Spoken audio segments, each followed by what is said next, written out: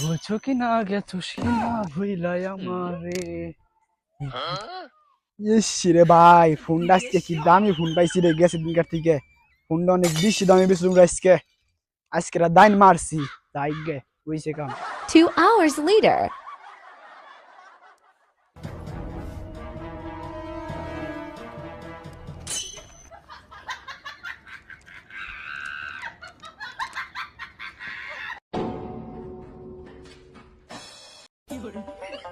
কাকা তোমার ফোন দিয়ে তুমি ফোন ধরো না কে?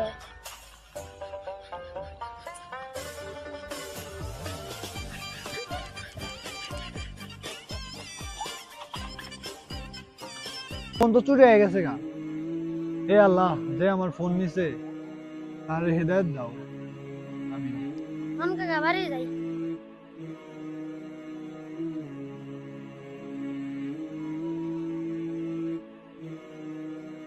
আমার মোবাইল গেল কোনে?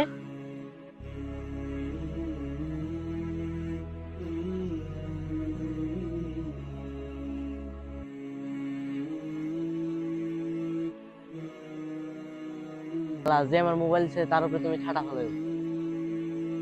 সুবহানাল্লাহ সুবহানাল্লাহ সুবহানাল্লাহ সুবহানাল্লাহ আলহামদুলিল্লাহ আলহামদুলিল্লাহ আলহামদুলিল্লাহ লা ইলাহা ইল্লাল্লাহ লা ইলাহা ইল্লাল্লাহ লা ইলাহা ইল্লাল্লাহ লা ইলাহা ইল্লাল্লাহ। কে? ইমাম সাহেব, আমি বাসায় আছেন নাকি? হ্যাঁ, আপনার সাথে একটু কথা ছিল। দাঁড়াও, আসতেছি।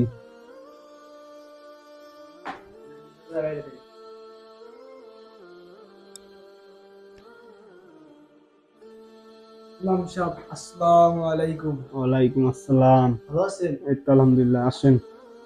কথা ছিল ইমাম সাহেব। কি কথা? বসেন।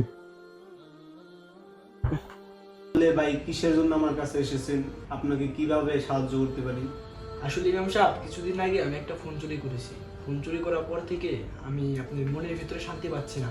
আমি খেতে গেলে অসুবিধা বোধ করি, শুতে গেলে অসুবিধা বোধ করি। দুনিয়ায় বেঁচে থাকতে আমার মনে হয় যে আমি একটি জীবন্ত লাশ। আমি কোনোভাবেই এই বিষয়টাকে এড়িয়ে চলতে পারছি না। আমি কিভাবে এই এই বিষয়টাকে আমি উত্তপ্ত স্বীকার করবো, সেই বিষয়ে আপনার কাছে এসেছি। এবং কি যার কাছ থেকে ফোনটা চুরি করেছি তাকে ফোনটা আমি ফেরত দিতে চাচ্ছি। আমি ইসলাম ও ইমানের পথে ফিরে আসতে চাচ্ছি। কিভাবে ইসলাম ও ইমানের পথে ফিরে আসবো সেই সম্পর্কে আপনার কাছে সাহায্য চাচ্ছি। আপনার কথা আমি বুঝতে পেরেছি, আপনি আল্লাহর কাছে অনুতপ্ত হতে চাচ্ছেন। আল্লাহ তওবাকারীকে অনেক পছন্দ করেন। আপনি যেহেতু তওবা করতে চান, তাহলে অবশ্যই আপনাকে 3টা শর্ত মানতে হবে। এক হচ্ছে, আপনি যত গুনাহ করেছেন সব গুনাহকে ঘৃণা করতে হবে এবং অতীতের সব গুনাহকে ভুলে যেতে হবে। 2, আপনি আল্লাহর কাছে অনুতপ্ত হতে হবে। এর সকল গুনাহ থেকে আপনাকে বিরত থাকতে হবে। আর 5 ওয়াক্ত নামাজ জামাতের সাথে আদায় করবেন।